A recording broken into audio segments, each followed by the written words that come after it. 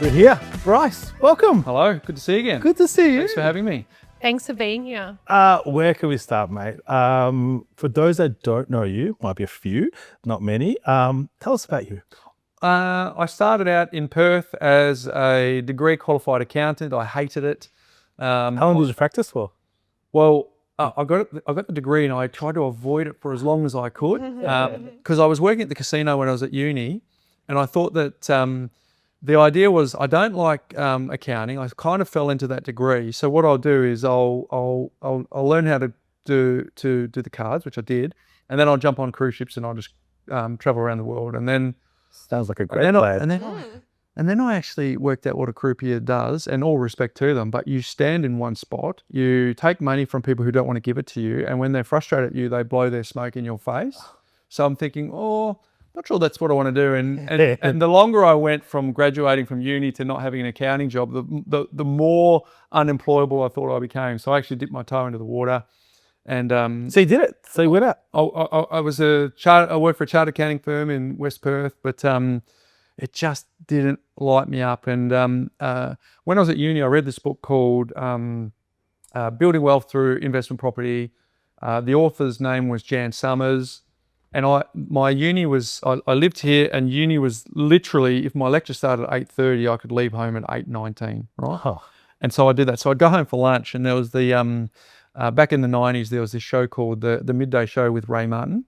And Jan Summers was on there, and she had a whiteboard. She got up there and she said, I've made money through investing in property, and the tenant and the taxman pay most, if not all, of my bills. And I'm like, Boom. does everyone know about this? And from that moment, I had to read as much as I could, learn as much as I could, and I knew that my future was going to be around property. So eventually I did the chartered accounting thing, and I left and started, I had a property business that I did part-time, and then eventually it just was, I'm actually making more money part-time. This stuff lights me up, this stuff doesn't. So in 2000, I transitioned to just going full-time into the property game. And here we are, 25 years later, still in the property game. Wow. And the property game for you is what exactly? It's not selling real estate. No, I've never been a listing agent, but I've always dealt with listing agents. But it really started with, because I wanted to be a property investor, I started in this group. It was a club back in 1998 where you go into these community centres. And do you remember the old overhead projectors where you'd get the plastic slide and Yes. those were the days, right? So you go in there and they teach you how to invest in property. And I just thought, well, I'm going to do that. And I want to do it for myself. But in the meantime, I'll just help other people do it, because I was 23, didn't have any equity. My dad was very conservative, all that sort of stuff, right? So I was overcoming some of that conditioning, but I just thought, well, if I immerse myself with the people that I want to be, I've got a better chance of being those people. So I did that, started a business, moved from Perth to the Gold Coast, started another business.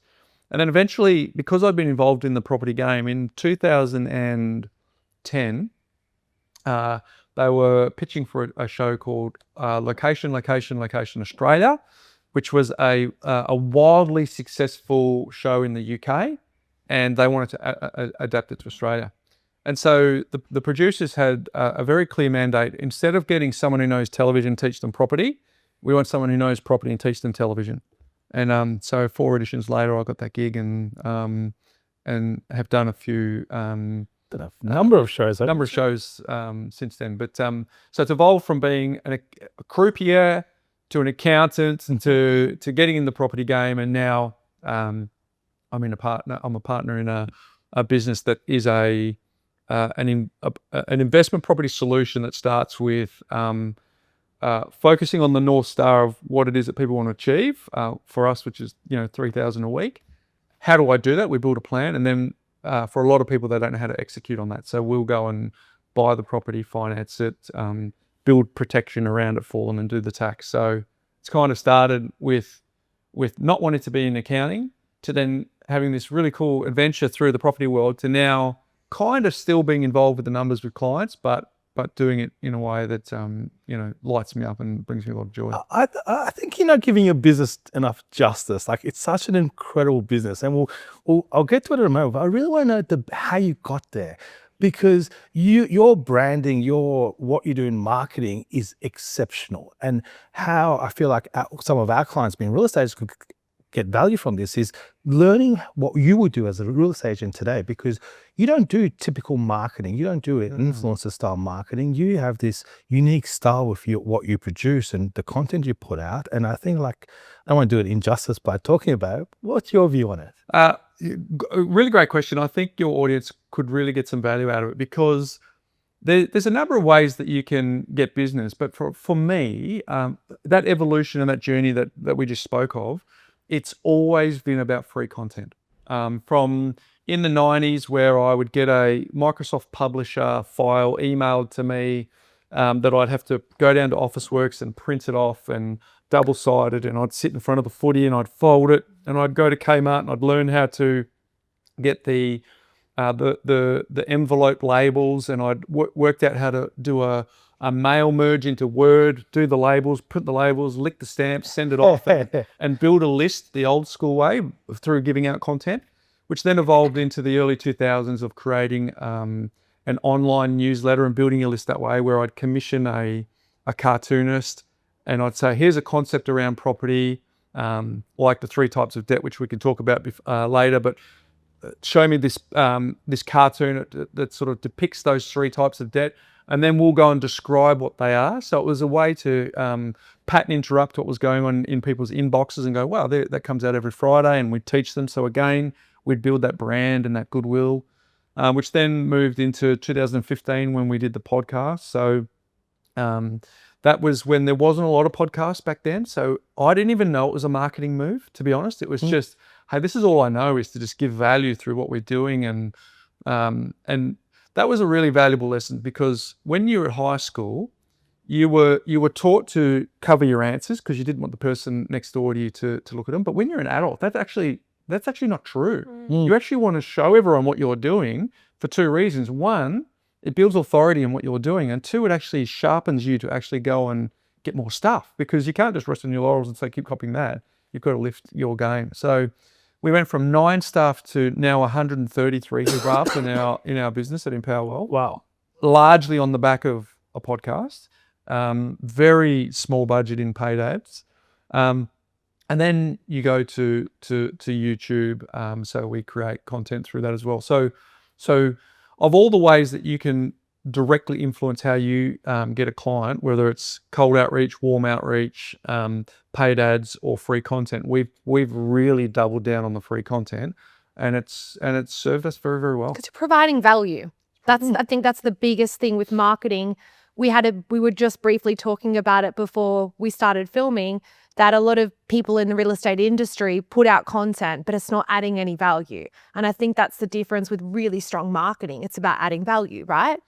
Correct. And it's a really good point, Chanell, because in the listing game, the idea is to stand out, right? And the way, in my opinion, that you would stand out is different to what people would instinctively or intuitively think it might mean. Is you don't want to be an influencer with a personal brand where you're just an influencer. You want to have a personal brand that says, Rex is known for this type of value. Chanell is known for this type of value. If I want answers to that particular thing, I need to go and see you. So if someone's trying to work out how to do their hiring, right, and they've seen that you've put out content on how you do that, you just become authority just by nature of the fact that they had a pain point, they came to you, and you were able to solve that in the lane that you're an expert at. And then they don't want to do business with you in that point. But at some point in the future, they'll go, oh, I need to go and hire Chanell, I'm going to go call, or I need someone to help me with legal, I'm going to call Rex. So it's building goodwill, it's building an asset that at some point you get to cash in on,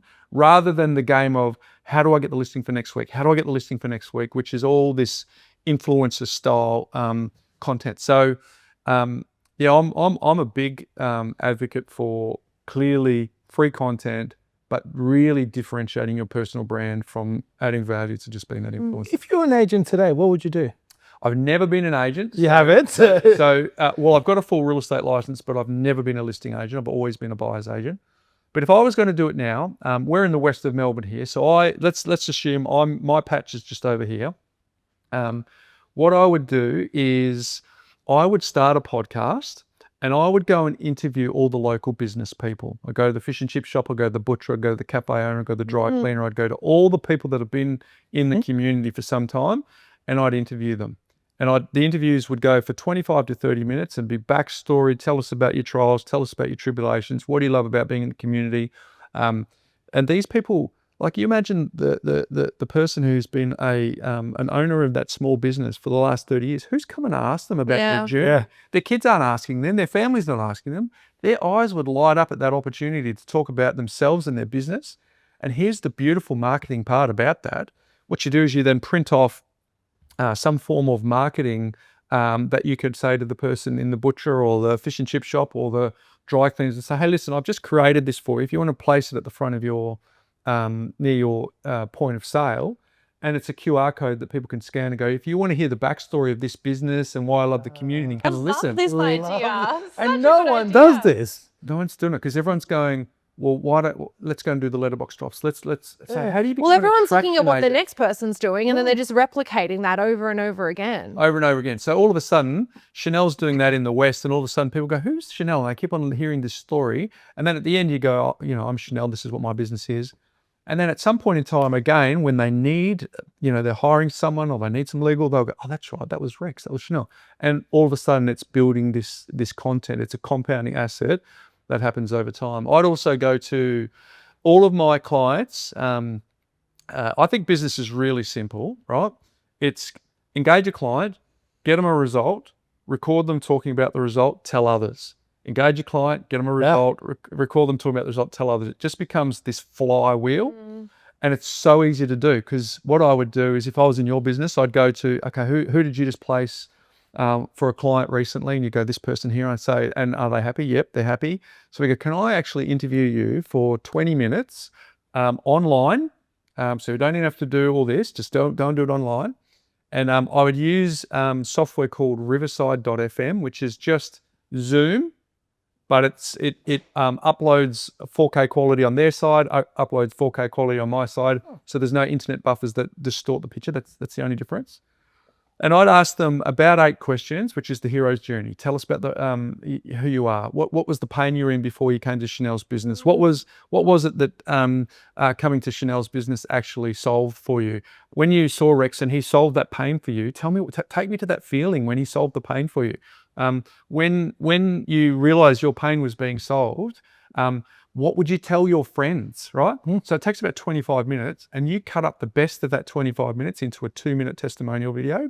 You create this wall of social proof that you have on your website. It's like a waiting room. Imagine you go into the gym and you see the before and the after, before and after. You just look around the wall and see all this before and after transformations. You go, I don't care what you have to say, just tell me where to sign. You can actually do what you say you do. So true. You do that onto your website. And then if I'm a listing agent, I'd have it on my website and I'd do a letterbox drop, but it wouldn't say, do you want a free appraisal? It'd say, do you want to know what your neighbors think about selling their house last week? A QR code. And it lands on a YouTube channel with all these people doing all this social proof. They do all the selling for me. And then they just ring me up and they go, Haddison, I saw what you did for my friend down the road. I saw you did for my neighbor 2 streets away. Can you just come and list my house? But nobody's doing it. And it's all around giving value first, just giving value. And if you give value, there comes a point where there's an inflection point where that person just goes, wow, the reciprocity here is I feel like I've got so much from this person I need to give back. Let me come and do business with you. It's ingenious. I'm going to do this wall from now on. So watch your space. Yeah. It's a great idea.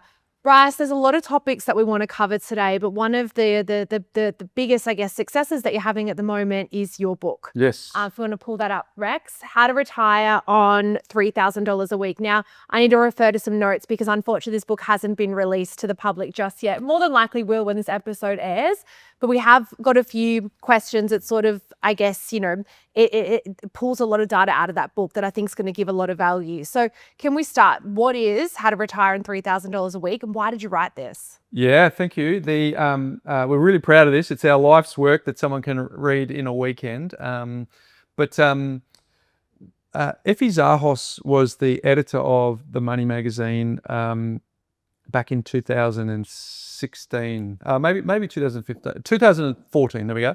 And she said, Bryce, can you write a cover story for us The biggest cover story we've had on the magazine to date has been how to retire on $1,000 a week. I'm like, oh, we can do that. Why don't we double it? We'll do how to retire on $2,000 a week.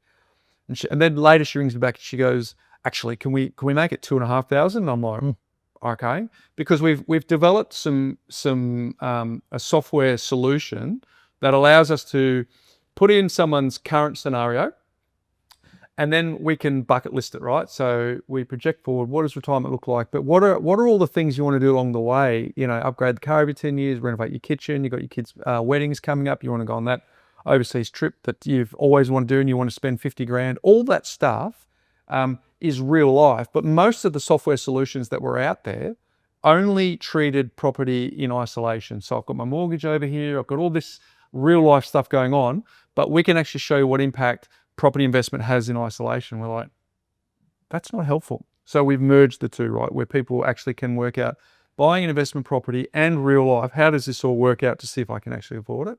So that's how we were able to be confident when Money Magazine said, can you write the cover? We said, yep, 2.5. So we went into the scenario, came back, and it actually ended up being the second highest cover sold in history. Oh. So me and Ben, who's my business partner who co-wrote the book with, we just looked at each other and we go, there is something in this. And so our first book was called The Armchair Guide to Property Investing. I was retiring $2,000 a week. So effectively, people would come into our business. All of the messaging on the podcast was how to retire on $2,000 a week. It was like this flag on the moons sort of scenario where if you want to know how to do that they're the people to go and see. And so that book served us very well for the last decade. We sold over 45,000 copies of that book. Wow. But Wow. we released it before the podcast, right? So, and then as Ben and I learnt our craft of podcasting and got all these amazing guests onto our podcast and learnt some of the insights from the most amazing people in the country who are all building portfolios, it's like the other book's missing a lot of this stuff. And then the ways that we would organise the ideas in our mind around how the flow of making it easy for someone to do that obviously evolved and changed when you're 10 years more wiser and older and more experienced. So the idea was really simple. Let's update the book. When we started writing it, we realized, no, this is a full rewrite. It's actually not a revised and updated edition. It's totally new. And then to make sure that it was evergreen and lasted another decade, we upped the ante and we went from $2,000 to $3,000. So that's essentially the story behind how it's, and fingers crossed, people like the hook. Yeah, But delving into that a little bit more, Bryce, what are the biggest misconceptions people have about building wealth through property?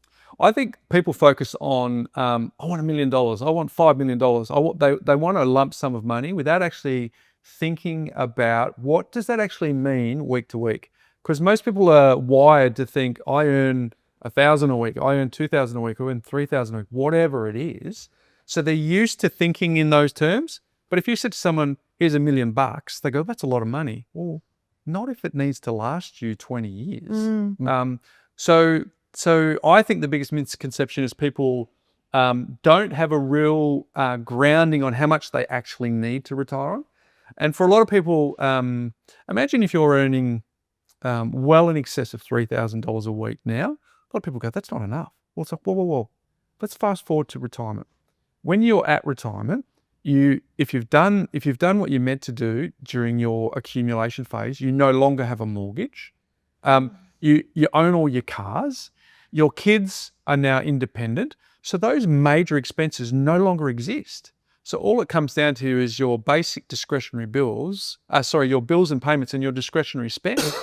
You sum those two up, you might find that $3,000 a week is well and truly in excess of what you need to not only live what you want to do now, but obviously do a few more other things when you're in retirement. So the misconception, I think, is people think how much I'm earning now is how much I need in retirement. That's not true. Because if you let that land, you can actually see that you can retire earlier, not keep working, and not have this, like some people, like we've got someone on who we interviewed on the podcast. Their dream is $30,000 a year. All right, $30,000 a year. That's all they need to live on, right? Now, some of us might go, I'll scoff at that. That's nowhere near enough, I think I did right? that a month. It was discretionary spending, yes. Shoe budget, right? But the point is if we can get really clear on what it is that is our North Star, then we can just get to work doing it. Because too many people sort of want benchmark how much they need based on what other people need. So that would probably be the biggest message I think that people get. It doesn't need to be a lump sum. It needs to be an ongoing amount that can fund your life daily. And for some people, it's actually less than they think. How does that work, Dave? Because you've got someone that wants $30,000 a year, and you've got others that want $300,000 a month. For spending purposes. How do you come up with a strategy for this? Like, it's going to be very different strategies implemented.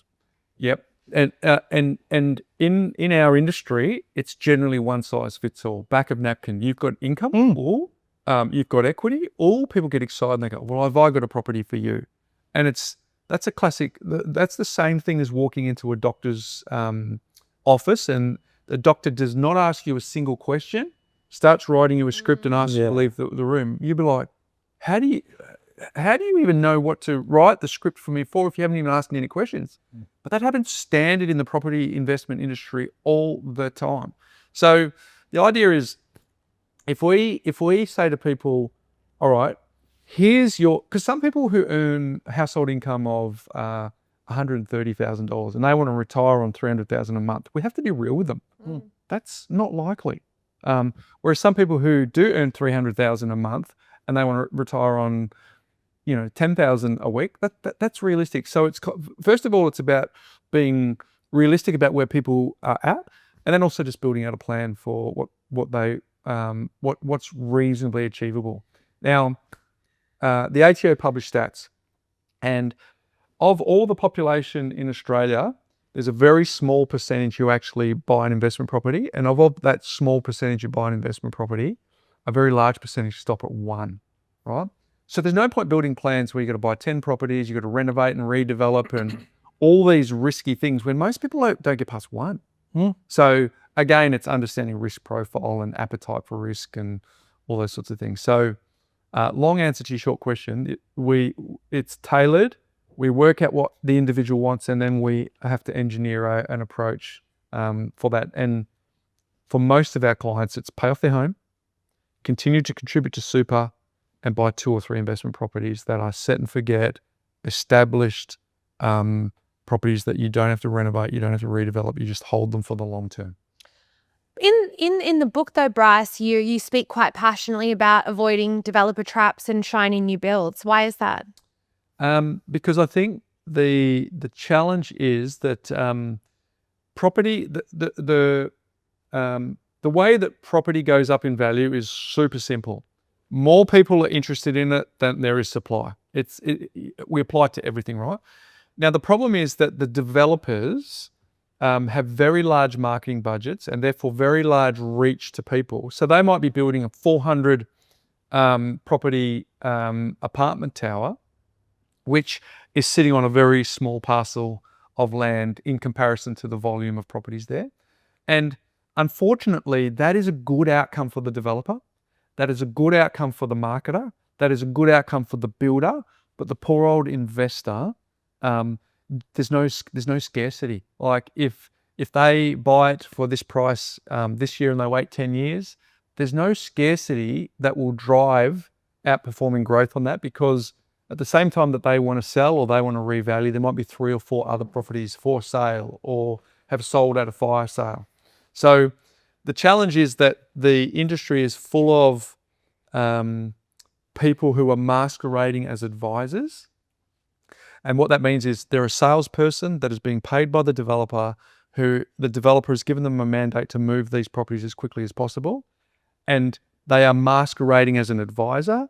But the problem is there's a very strong conflict of interest, that they're getting paid by the developer and masquerading as having the best interest of the buyer. And that's really the challenge. And that's why we talk about some of those tactics. I've got no problem with someone earning a living selling developer stock. That's okay. You're a salesperson who's very clear on what your mandate is. It's when someone is a salesperson who's acting as if they're in the best interest of the buyer, that's where I've got the challenge. We write about that a bit. Interesting. Debt. Can we talk about debt? Because you mentioned risk earlier. Sorry, I've got something in my throat. And your book talks about 3 different types of debt, which I've never really heard that concept before. I know 2 maybe, but Yeah, well, our grandparents said don't get into any debt whatsoever. yeah. And they had the old flower system where they put their money in, and the concept of a credit card to our grandparents is so foreign. And yet, so therefore, my parents, who my mum's a baby boomer, my dad's actually pre-baby boomer. He's the builder generation. They then inherited the grandparents' philosophy that said pay cash for everything. And so all of a sudden, we've kind of morphed from no debt to now there's good debt and there's bad debt. And so we've extended that even further in the book, where we say there's 3 types of debt. There's horrible debt, there's tolerable debt, and there's productive debt. And horrible debt is clearly buying for stuff that goes down in value. So anything, store cards, credit cards, consumer items, they clearly cost you a lot over the long run if you pay for that with debt. Tolerable debt is our principal place of residence. It provides us with a basic need, an essential need, which is shelter. But the problem is we're the only ones that are paying it off. So that's what's tolerable. And then productive is income producing. If we're buying shares, if we're buying crypto, if we're buying real estate, if we're buying art, if we're anything that has income attached to it, that we can then use that to service the debt payments, that's productive debt. So you want to, in my view, I spent a career helping people get into as much productive debt as possible or as necessary, help them avoid horrible debt altogether, and then have strategies to maximize reducing that tolerable debt as quickly as we possibly can. Bryce, a lot of this advice is fantastic, but what about the generation now? What are they? Gen Z? Gen Y? Gen Y? Gen X? Millennial. I'm a millennial. No, I'm a millennial. There must be Gen Z. Gen Y. Yeah. The ones that are trying to get into the market now. Yeah. Inflation, housing crisis. Is there any information in this book that's valuable to a younger demographic that's thinking, how could I ever possibly get into the property market? Yeah, we talk in there about a lot of the younger generation are fed up with the property ladder, and so they want to get involved in index funds and anything to do with that equity style. And I think that that's a great idea for them to use that as a tool to get the mindset around investing and accumulate enough wealth so that I still believe ultimately so they can transfer that to get into the market, because residential real estate is not just an investment. It's the only investment market in the world that's not dominated by investors. It is an essential need. So speak to anyone who is in retirement, who doesn't own the roof over their head. They are in a world of pain. They are in a world of pain. So therefore, you, in my view, you still want to prioritize real estate. Now, what I will give the current generation is, if you go back to my mum's and dad's era, or you go back to my grandparents' era, they will tell you buying their first home was hard. So nothing's changed. Through all the generations, it's still hard. What I will grant the current generation is getting the deposit required is actually harder. Yeah. But you've got a choice. You can either buy into the narrative that it's hard and woe is me, or you get to work. So my view for the younger generation is very clear. If you want to have a pity party with the rest of the people that are having a pity party around that, be my guest. But we interviewed on our podcast Harley Giddings, who was 24. He bought his 4th property, and he. With your help? Sorry, Was that with your help? No, it was purely off his own bat. He saved $100,000 by working 2 jobs and sacrificing so that he got himself in a position. He bought index funds so he could use the money that he was buying to continue to build this wealth base. And at the very point that he was able to get into the real estate market, he did. And then at the very point that he was able to leverage and buy another one, he did. So the point is that I get, so to the millennials and the Zs, I get it. But what are you going to do? Like if we live in a country where we concentrate on the 5 mainland capitals. We're not like America where we build inland. We stuck to the coast. And so you may need to go out to Ballarat. You may need to go to the Central Coast. You may need to go down to Mandurah. You may need to move to other places to get on the ladder. And so choose your hard. Hard now for easy later, or easy now for hard later. And that's kind of the message. It's not going to get any easier. One of the things that we're blessed on in this country is that we do not have a class system like there is in England, or all throughout the UK, where there is a class based on land ownership. Most of us grew up in Australia up until the most recent decade, where the great Australian dream was an ingrained part of our life, where we just thought we'd get a house. That is changing. Correct. That is changing. And therefore, Australia in 20 years' time will start to have classes based on land ownership. So we're at this tipping point now. So my advice to young people is, don't buy into the narrative of the pity party. Get to work. It can be done. There are so many examples of people who are doing second jobs and driving Ubers and working out how to do a side hustle with an online business, whatever it takes to get that deposit, because I get that's hard. You should be laser-like, gazelle-like on making sure that's a priority, because once you're in, it becomes easier. I agree. Completely agree. What about 2025? What are some of the particular markets or properties that you're watching closely? Look, we buy in. I'm not a fan of hotspots, right? So we're investing for decades. So the success that someone has in property investing, usually to me, I can tell by their language. I want to see what happens next decade. I want to see what happens in 15 years' time versus I want to see how this performs next year.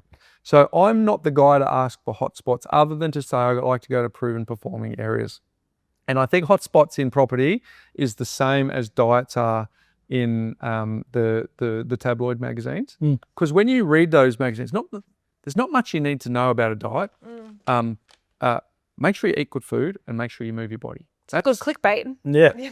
But that's it, right? So hotspots is clickbait for property. So we're buying in Perth, we're buying in Adelaide, we're buying in Melbourne, we're buying in Geelong, we're buying in Brisbane, we're buying on the Gold Coast. We're buying in these areas because I'm not interested in what's going to happen in the next 12 months. I'm interested in what's going to happen in 5 years and in 10 years.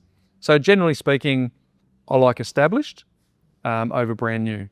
Generally speaking, if you can afford it, buy a house over medium density. But if you can't afford a house, go to a townhouse with maybe 2 or 3 on the block. The more land component that you can get for your purchase price, the better. So established, try and get a house if you can, and buy in areas where economic activity is the flywheel that drives the performance of the property. So what do I mean by that? If you're going to go and buy in a mining town, the performance of that property is directly linked to the performance of that mine. And if there's a lack of demand for the rocks that we send to China in that mine, and that economy drops, so too will the performance of your property. So I don't like chasing markets where the investor is the price taker. I like being in markets where the owner-occupier is the price maker. So you think about Melbourne here, 70% of the market is owner-occupiers. I want to go where the owner-occupiers are as an investor, which is paradoxical to buying where people buy investment properties and think, oh, that's good for investors. No. We don't want to buy a property that's good for investors. We want to buy a property that's good for owner-occupiers, and we just get sucked along for the ride. Gun to your head, though. Someone said, I'm ready to buy another investment property this year in Australia. Where gun to your head, if you had to give an area, what would it be? Brisbane. Okay. Why? The weather's beautiful. Oh, It is. How jealous are we of the weather? Right. Oh, we've had a great summer, though. We can't deny It's that. not. Well, we've actually had a better summer than Queensland. Yes, That's exactly true. right. Yeah, But I just think there's a real swing there. Affordability, swing of population there. That place is growing up enormously. And I think that the demand in that location exceeds the current level of supply, because we are not building enough houses to match the amount of people that are, first of all, coming to this country. So if you're going to a lifestyle, coastal lifestyle, climate-based like that, with a lot of people moving to the area from a lower price point, because Sydney, if you think by comparison, Chanell around, Sydney has all that. Sydney, I think, has the greatest geography in the country, because they've got the right climate, they've got the right adventure, they've got access to the coast. but their starting point is so Yeah. freaking high that that's not even an option for a lot of people. So I'd do Brisbane. Yeah, I think I read a statistic about Sydney the other day about the average income you need to earn to buy the average house price in Sydney. It was something so astronomical now that, you know, I guess obviously if you're a boomer and whatnot, it's still obtainable. But for anyone young coming into that market, I thought this is somewhat impossible. Despite hustling, even if you do, I think you work 5 jobs, it would be somewhat impossible to ever save up a deposit for a property in the average house price in Sydney. It's become really unobtainable. Do you think Melbourne's heading that way too, though? I do. But if you like that if someone's living in LA or New York or Tokyo or any of those big population centers, that's the price you pay to play the game in those big cities. So I agree. Sydney, young millennials, young Zs in Sydney have a big decision to make, because if they still want to play in that market, it's tougher. But they also are the beneficiaries of, for a lot of people, of inheritances that come. Intergenerational wealth that could come from the properties there. Yeah. If someone's starting with nothing today, no property, no big savings, do you think they could still retire comfortably? I do. Yeah. But I would, if someone was, the biggest wealth creation tool we have is our income, right? So if you had $1,000, you know, that anecdote, if you had $1,000, where would you invest it? I'd invest it in a course that was likely to get me the opportunity to increase my income. And I would continue to keep reinvesting in me, particularly if I'm in my 20s. I would continually reinvest in me so that I can climb the income scale as quickly as I can, for a number of reasons. One, once you do that, you can obviously carve off enough to save. But also, if you do not increase your income, it'll impact borrowing capacity, it'll impact the ability to retire out debt, and it'll impact your ability to create wealth in the future. What course would you invest in? I personally think that anyone with a laptop and an internet can make $1 million very easily if they dedicate the time, because we are pivoting very hard into the digital age. And I was saying this to Rex before. Imagine if you're part of the feudal system, which was that old hierarchical system that was typical in Europe around the agricultural system. So imagine you've got 300 men and women ploughing the field, and all of a sudden one day those 300 people look up and they go, and they see a tractor and a harvester, and they've got one guy driving a tractor, and that person is harvesting the crops that would take them half the time that would take 300 people to do the same job. That was the beginning of the Industrial Revolution, where all of a sudden, instead of having people do the work in the fields, we had to organize them in factories, okay? And then our schooling system and everything is built around the Industrial Revolution. Well, we are pivoting very hard into the digital age. Like, my kids do not need to learn a language because they will just talk to Siri. But the challenge is that the generations who are used to the industrial age, they're going to take longer to adapt than the younger people. Younger people are just native. Like, they've never had to wind the window down in the car. They've never had to not ask Search for an Siri where they go. encyclopedia when they needed an answer. I remember my parents saying that to me. I'd be like, what's where does this come from? Like, go to there was a massive thing of Britannica encyclopedias.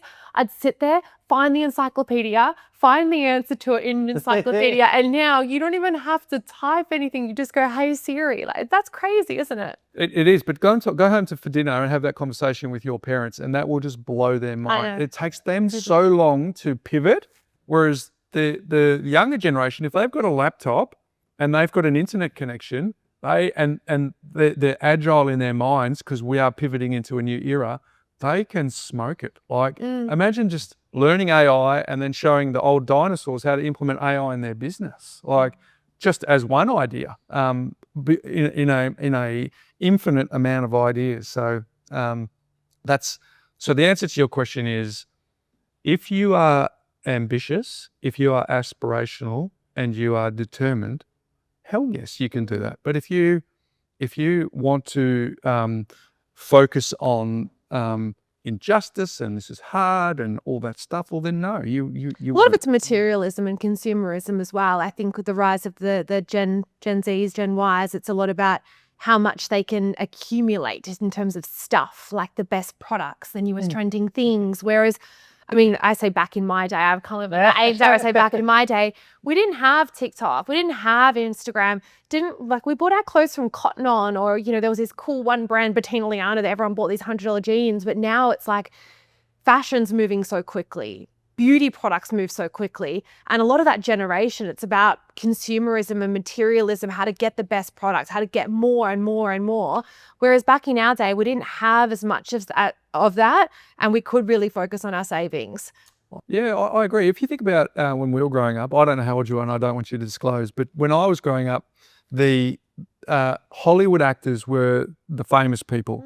They were the people we aspired to. But I asked my kids, who's the most famous person in your world? They go, Mr. Beast. They want to be YouTube famous. They don't want to be Hollywood famous. Yeah, TikTok is the same now. So to your point, it's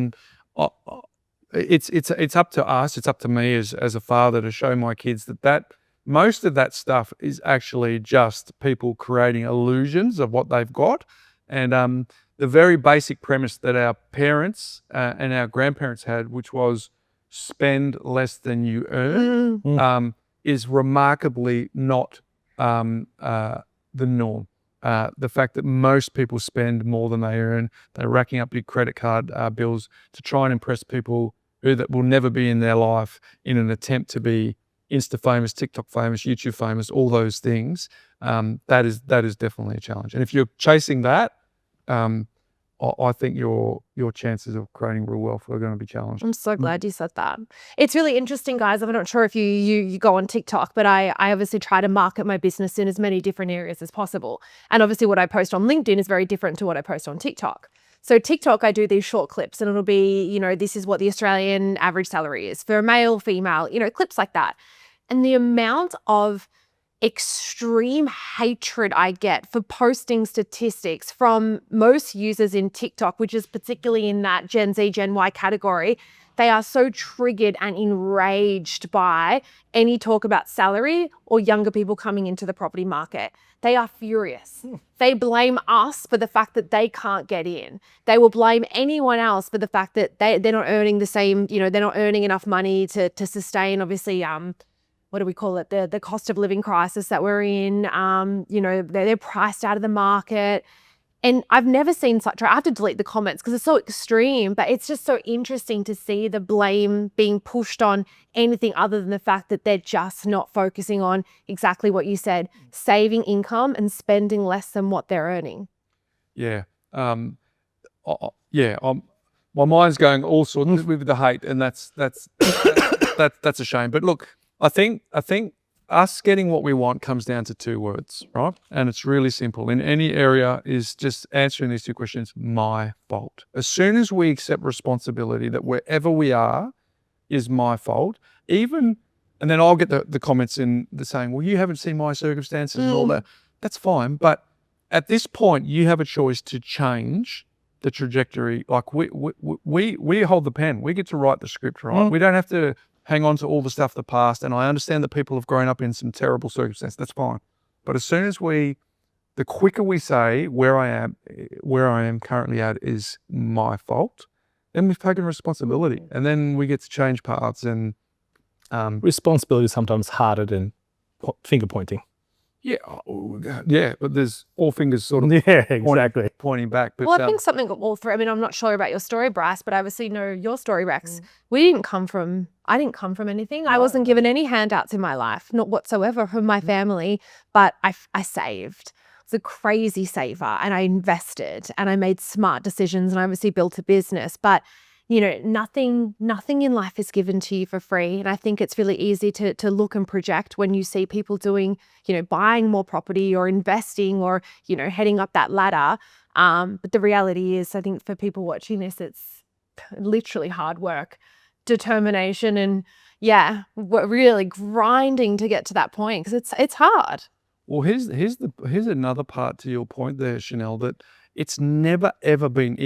There's 20-year-olds building businesses that will become billionaires by the time they're Correct. See, you couldn't do that in our era. No. We didn't have the internet. We didn't have access to the high quality conversations that you can get on YouTube for free from some of the smartest minds in the world that can help me change my paradigm. So that's why I don't buy into you don't know about my circumstances. I did not grow up with a silver spoon. I promise you that. I was in middle Australia, in Perth, probably lower end of middle Australia.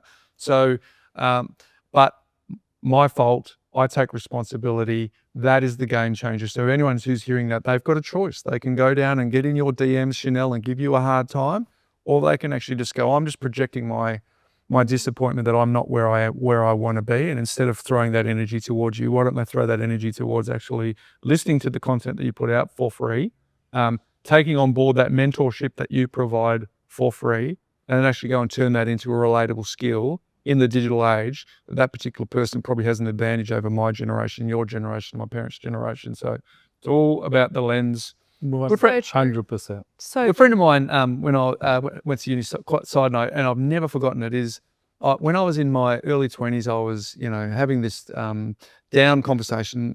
I'm challenged by the way that, I see the world. I think that the lens that I'm looking for the world wasn't. And she was so beautiful. She came back to me and she said, look, she got it framed. She gave me a picture of the Leaning Tower of Pisa, and she gave me the frame, and she looked at it and it was perfectly straight. And she goes, here is the Leaning Tower of Pisa that if you actually go there, does not look like this photo, but the angle of the lens that I took her through makes it look like it was straight. So she goes, it's not the lens that you look through, it's the angle through which you look through the lens. I'm like, holy smokes, this woman as a 20-year-old had wisdom that was well beyond the years, but I've never forgotten that. And I think it kind of highlights the message that we've just been talking about now. It's not the lens that you're looking through, it's the angle of the lens, because your focus becomes your reality. And if their focus is all that hate in your comments, okay, well, that's what they're going to manifest. projection. It's an interesting thing. Bryce, I've got our producer there that's telling us another guest is here, so we do need to wrap it up. But which is unfortunate because I could sit here for another few hours. Jason, join us. I've been working. Jason, I'd love to join us. Love to see.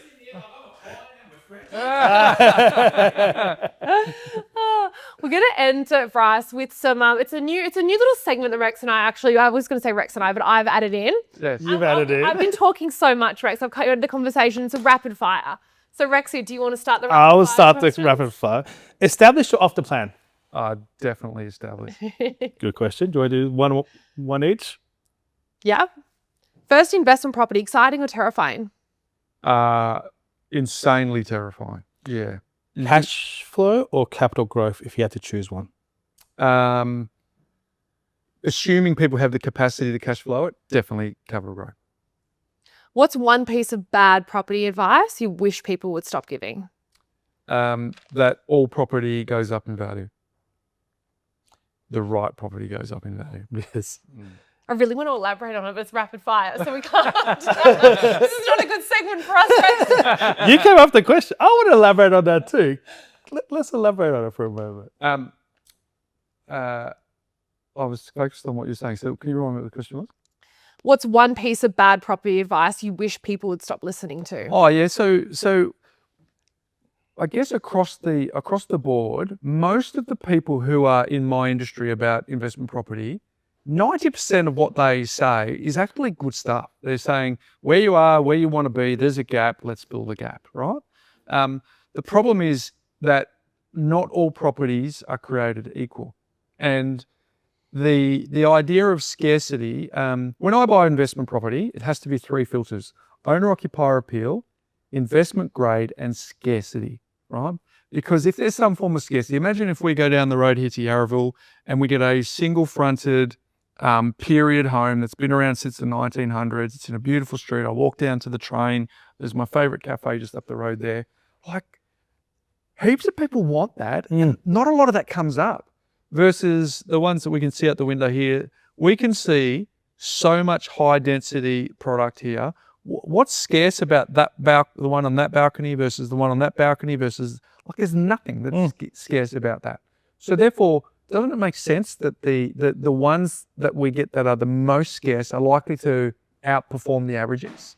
So therefore, the idea that people say, just put your name on a title, and it'll go up in, let's check in on 10 years because it's got in value, is just a myth. It's just not true. Putting your name on the right title means that when you check in 10 years' time, it's likely to have gone up in value. But just a blanket statement that all property goes up in value is just not true. Like my first property that I bought back in 1999, I paid $199,940 for it. It was a 3-bedroom apartment. The median house price in Perth at the time was $158,000. So just when we think, We'll show you age now. Mate, I turned 50 in 2 weeks. Wow. So $199,000 versus the median price of $158,000. I've checked in on that since, and it's only done 2.77% growth, compounding each year since then, right? Now, I could have spent $199,000 on a house 2 suburbs away. I would have had change, and that probably would have done 10% because I was about 5 k's from the CBD. Like, just that decision alone could have changed my trajectory. And despite the fact that that was a really poor performing property, I still think it's the best move I've ever made because I got in the arena and then I stayed in the arena. I've bought multiple properties since, but that one, I still look back on the fondest one because to your earlier question, there's adrenaline and everything running on that first one. I'm thinking, can I do this? But now I've gone to buy multiple properties since, and to me it has the same amount of emotion as buying a loaf of bread to buying another property. And back then, oh my gosh, felt like I was climbing a huge mountain. We can't leave Jason waiting any longer. No. Unfortunately, he's going to pass out over there. Bryce, so much knowledge. I've learned a lot from this conversation. No doubt our audience has. I think we have no choice but to get you back for another round. We won't make you drive all the from Torquay, but we need to have you back. So I feel like we only just scratched the surface in this conversation. There's so much more we can delve into. But for those who were, I guess, captivated by this conversation, how to retire on $3,000 a week, that'll be my weekend read, absolutely for sure. But Bryce, you're incredible. Thank you so much for taking the time to meet with us today. Thank you. I appreciate you having me on. Thank you. Anytime. And we'll see you on the next episode of Real Estate Renovators. Bye.